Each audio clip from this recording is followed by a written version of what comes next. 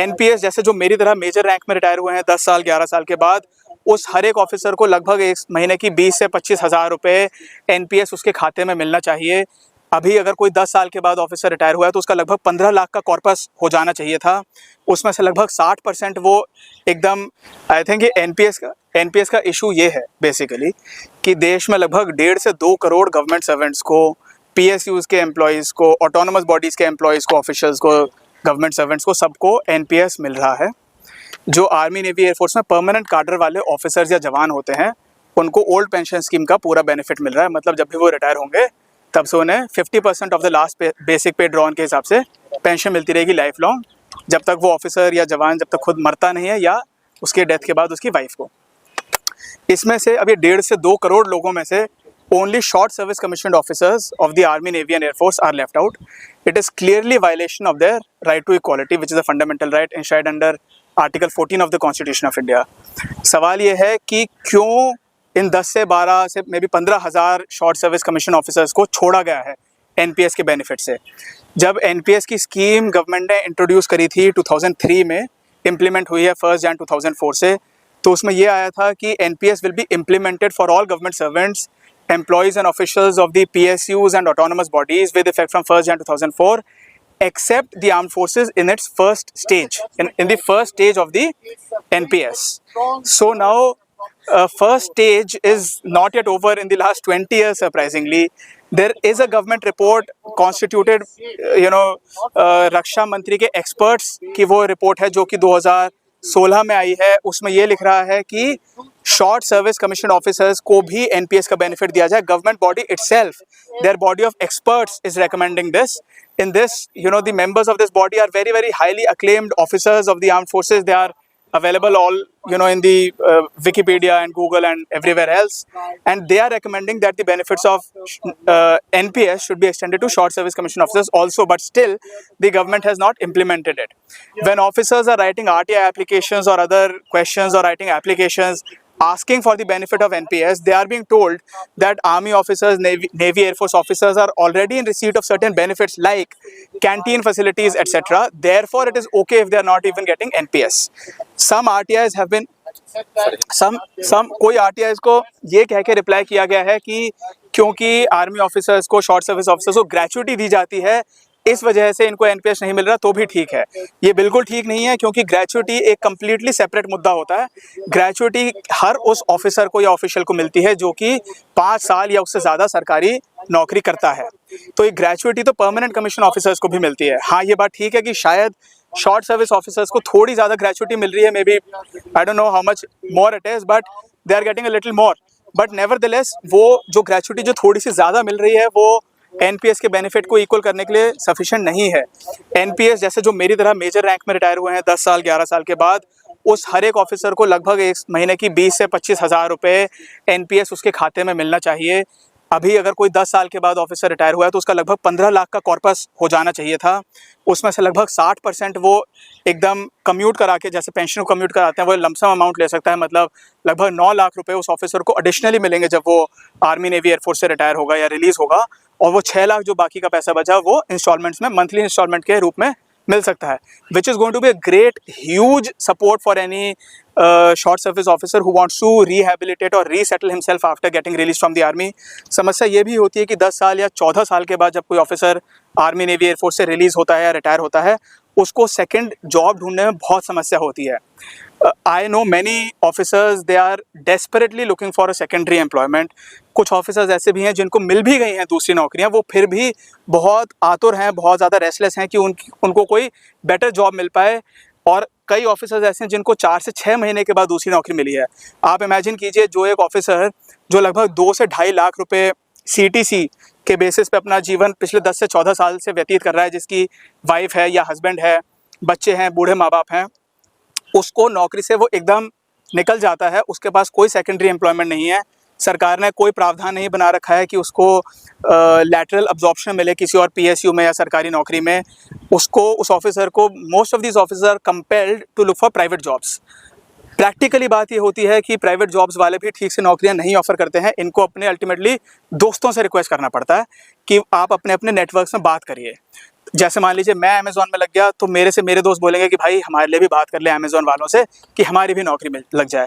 Ultimately काफ़ी officers को compromise करना पड़ता है अपनी जो एक if you are retiring as a major or as a lieutenant colonel, मैं आपको बताना चाहता हूँ एक मेजर है अगर, वो इंडिया के ऑफिशियल ऑर्डर ऑफ प्रेसिडेंस में 42वें नंबर पे आता है। नंबर 1 पे आते हैं प्रेसिडेंट ऑफ इंडिया, नंबर 2 पे आते हैं vice president of India, then prime minister etcetera etcetera. तो ये काफ़ी ऊंचा ओहदा होता है एक मेजर का, लेफ्टिनेंट कर्नल उससे थोड़ा ऊपर होते हैं। अब ऐसे जो भारतीय सेना के कमीशन्ड ऑफिसर्स हैं उनको नौकरी के लिए ऑलमोस्ट गिड़गिड़ाना पड़ रहा है। कई लोगों की अच्छी नौकरी लग भी जाती है लेकिन काफ़ी लोगों को स्ट्रगल करना पड़ता है। आप एक ये सोच के चलिए कि जो एक शॉर्ट सर्विस कमीशन ऑफिसर होता है जो कि ऑपरेशंस में भी जा रहा है, आर्मी में भी, नेवी में, एयरफोर्स में, शॉर्ट सर्विस ऑफिसर्स प्रेसिडेंट्स के, गवर्नर्स के एडीसी भी लगते हैं। एडीसी होता है ए डे कोर, मतलब कि वो ऑलमोस्ट उसके राइट हैंड होते हैं एक तरीके से as far as defence matters are concerned, या उसके काइंड ऑफ पर्सनल स्टाफ कह सकते हैं। तो इस तरीके के इंपॉर्टेंट अपॉइंटमेंट्स में भी शॉर्ट सर्विस ऑफिसर्स जाते हैं, यूनाइटेड नेशंस के मिशंस पे जाते हैं, कंपनी कमांडर्स होते हैं राष्ट्रीय राइफल्स में, असम राइफल्स में, बॉर्डर्स पे जाते हैं। इन ऑफिसर्स का क्या हम ये नहीं चाहते कि इनका हौसला बुलंद रहे, इनको ऐसा लगे कि इनके साथ अन्याय नहीं हो रहा है, इनको बराबरी का सम्मान दिया जा रहा है। इसमें मुद्दा सिर्फ पैसे का नहीं है, ये जो 10-15 लाख 20 लाख रुपए की बात है, that is not the only thing. The main issue is about the dignity of an officer. एक बहुत ही किसी के लिए गौरव की बात होती है कि वो अपने देश का कमीशन्ड ऑफिसर बना है, आर्मी, नेवी, एयरफोर्स का। जवानों के लिए भी बहुत गौरव की बात होती है। ये अपनी सोसाइटी में रोल मॉडल होते हैं, अपने लोकल एरिया के इन्फ्लुएंसर्स होते हैं।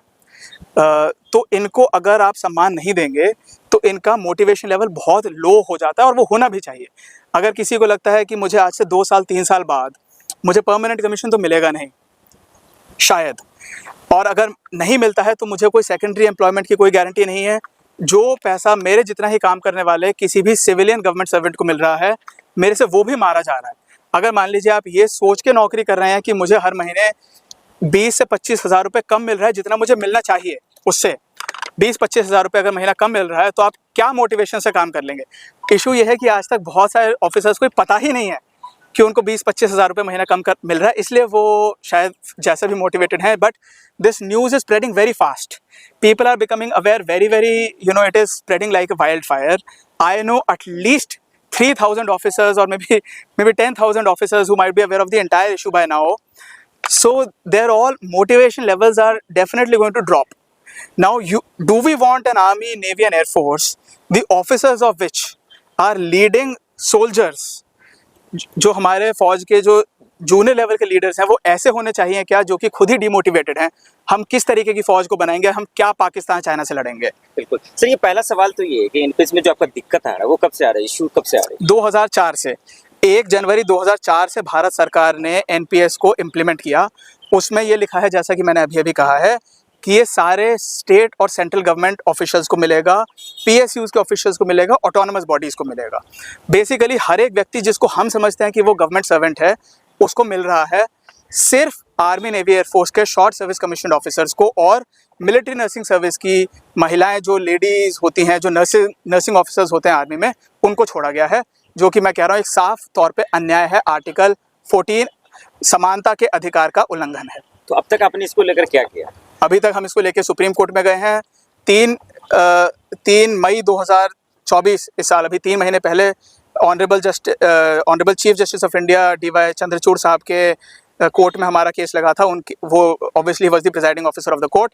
There were 2 other judges also and the honorable CJ along with the 2 other judges, they were pleased to issue notice to the government. So basically अभी सरकार को अपना जवाब देना है इस मुद्दे पे, उनका क्या कहना है। अभी हाल ही में 5 तारीख को MNS ऑफिसर्स जो हैं, जो नर्सिंग ऑफिसर्स हैं आर्मी के, उन्होंने भी सुप्रीम कोर्ट में चले गए हैं। अभी तक टोटल 800 से ज़्यादा ऑफिसर्स ने अपनी अर्जी लगा दी है सुप्रीम कोर्ट में। कम से कम 100 ऑफिसर्स और पेंडिंग हैं, जिनको हम धीरे धीरे करके सुप्रीम कोर्ट में जिनकी अर्जी लगाएंगे। तो यही है। गवर्नमेंट के किसी मिनिस्टर, किसी मंत्री से आपकी बातचीत हुई इस मसले पर? नहीं जी, हम इसमें सिर्फ लीगल कोर्स अपना रहे हैं।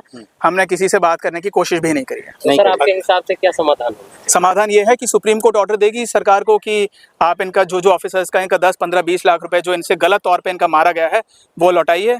along with applicable rates of interest with a retrospective effect। हम ये कह रहे हैं कि जो भी ऑफिसर 1 जनवरी 2004 के बाद से भारतीय सेना में, वायुसेना में, जल सेना में जो कमीशन हुआ है, नौसेना में सॉरी, उसको 1 जनवरी 2004 से जो भी कमीशन हुआ है उसको बैक डेट से उसका पैसा मिलना चाहिए, क्योंकि इसी डेट से बाकी सारे गवर्नमेंट सर्वेंट्स को भी पैसा मिल रहा है। सैलरी को लेकर जो एक्सपेक्ट आप कर रहे थे जी, हाँ, सैलरी को लेकर के जो आप उम्मीद जता रहे हैं जी, लेकिन अधिकारियों की सैलरी तो ठीक ठाक होती है। हाँ जी, अधिकारियों की सैलरी ठीक ठाक होती है। मैं ये कह रहा हूँ कि बाकी अधिकारियों की सैलरी भी तो ठीक ठाक होती है, जो बाकी सरकारी अधिकारी होते हैं उनको क्यों मिल रहा है? मैं ये कह रहा हूँ उनसे भी वापस ले लो। बाकी जो गवर्नमेंट सर्वेंट्स हैं ना, आईएएस ऑफिसर्स हैं, ब्यूरोक्रेट्स हैं, जजेस हैं लोअर लेवल वाले, ठीक है, पीएसयूज के एम्प्लॉयज़ हैं, उन सबसे वो पैसा वापस ले लो, फिर कह दो कि सबकी ठीक ठाक है। मैं ये कह रहा हूँ मेरे जो आप उसको दे रहे हो वही मुझे दे दो, बस। मैं कोई ज़्यादा नहीं मांग रहा हूँ। और जो आप ये बात कह रहे हैं कि सैलरी ठीक ठाक होती है, आप ये फ़र्ज़ कीजिए जो व्यक्ति एक पिछले 10 साल से 14 साल से जो 1.5-2 लाख रुपए के पैकेज पे जिसको लिव करने की, जिसको एग्जिस्टेंस की आदत पड़ गई है, जिसका एक बीवी है, बच्चे हैं, बूढ़े माँ बाप हैं, जिसके ऊपर 100 तरीके की लोन्स हैं, हाउस लोन है, कार लोन है, वो एकदम से अगर बेरोजगार हो जाता है तो बहुत डिफिकल्ट होता है। जो भी सरकार एनपीएस का अमाउंट दे रही है आज की तारीख में एक गवर्नमेंट सर्वेंट को, उससे ऑलमोस्ट डबल गवर्नमेंट दे रही है अग्निवीरों को। अग्निवीर तो बहुत बढ़िया है। अग्निवीर मैं कह रहा हूँ शॉर्ट सर्विस कमीशन ऑफिसर से बहुत बहुत आगे हैं। ऑफ कोर्स उनका रैंक लोअर है, वो तो अलग बात है, वो तो उसी रैंक में भर्ती हुए हैं, लेकिन उनके जो terms and conditions of service हैं वो बेटर हैं। मतलब अगर आप ऑफिसर को ऑफिसर कार्डर से कंपेयर करें और जवानों को जवान से कंपेयर करें, एक अग्निवीर 18-19 साल की उम्र में भर्ती होता है भारतीय सेना में, वो 22-23 साल की उम्र में बाहर हो जाएगा, उसके पास लगभग 30-35 लाख का कॉर्पस बन जाता है। तो वो तो बहुत बढ़िया। 22-23 साल में जनरली उसने शादी नहीं करी होगी, उसके परिवार से कम रिस्पॉन्सिबिलिटीज़ होंगी, वो उसको आराम से दूसरी जॉब मिल जाएगी। यहाँ पे हम 35-37-40 साल की उम्र में रिटायर हो रहे हैं, कोई सेकेंडरी जॉब नहीं मिल रही है, एज रिलैक्सेशन नहीं मिल रहा है। सपोज अगर हम चाहें कि हम आईएएस में ट्राई करना चाहते हैं, एज रिलैक्सेशन उसके लिए 5 साल मिल रही है। ये शायद वो 10-20 साल पुरानी, 20-25-50 साल सरकार की पुरानी पॉलिसी होगी, जबकि शॉर्ट सर्विस कमीशन मिनिमम 5 साल के लिए होता था। अभी जब मिनिमम इन्होंने 10 साल के लिए कर दिया है, तो पूरे 10 साल का तो एज रिलैक्सेशन देना चाहिए ना। क्योंकि सपोज अगर मैं 7-8 साल बाद, 5 साल बाद, 9 साल बाद अगर मैं बाहर निकलना चाहता हूँ तो आप मुझे नौकरी छोड़ने नहीं देते हो। अगर मैं रेजिग्नेशन की एप्लीकेशन डालूँ, मैं बहुत ऐसे ऑफिसर्स को जानता हूँ, 1-2 ऑफिसर्स ऐसे हैं जो मुझे अप्रोच कर चुके हैं, जिनके घुटने ऑलमोस्ट गल गए। उनको फौजी डॉक्टर कह रहे हैं कि अगर आपने 1-2 साल और इस तरीके की डिफिकल्ट ड्यूटीज करी तो आप परमानेंटली जिंदगी भर के लिए अपाहिज हो जाओगे। वो रिजाइन करना चाह रहे हैं, उनको रिजाइन नहीं करने दे रही है फौज। आप 10 साल करने के लिए नौकरी मजबूर करते हो एक व्यक्ति को, 10 साल के बाद दूसरी नौकरी नहीं देते हो, एज रिलैक्सेशन देते हो सिर्फ 5 साल के लिए, वो व्यक्ति कहाँ जाएगा? लेकिन सर सवाल ये है कि एनपीएस का जिसका आप जिक्र कर रहे हैं और अग्निवीर का जो जिक्र कर रहे हैं, फिर फर्क क्या रहेगा उसमें? फर्क देखिए, सी अग्निवीर जो बंदा है ना, उसका पूरा भर्ती ही डिफरेंट है। वो 12वीं पास है। जो ऑफिसर है वो कम से कम ग्रेजुएट है। जैसे कोई इंजीनियर है, कोई डॉक्टर है, हमारे जैसा वकील है, तो डिफरेंट एंट्री है। ऑफिसर्स अलग तरीके से कमीशन होते हैं, उनका एक एसएसबी होता है, सर्विसेज सिलेक्शन बोर्ड होता है। जवानों के लिए, अग्निवीरों के लिए उनका सिर्फ भागने दौड़ने का टेस्ट होता है, उनका सिर्फ मेडिकल होता है। तो वो तो पूरी की पूरी कैटेगरी ही अलग है। तो थोड़ा बहुत डिफरेंसेस तो ऑब्वियसली होंगे, लेकिन मैं ये कह रहा हूँ जो इतना हवा बना हुआ है अग्निवीरों के बारे में, मैं उस पर टिप्पणी नहीं कर रहा हूँ। वो शायद ठीक होगा या गलत होगा, मेरे को नहीं पता।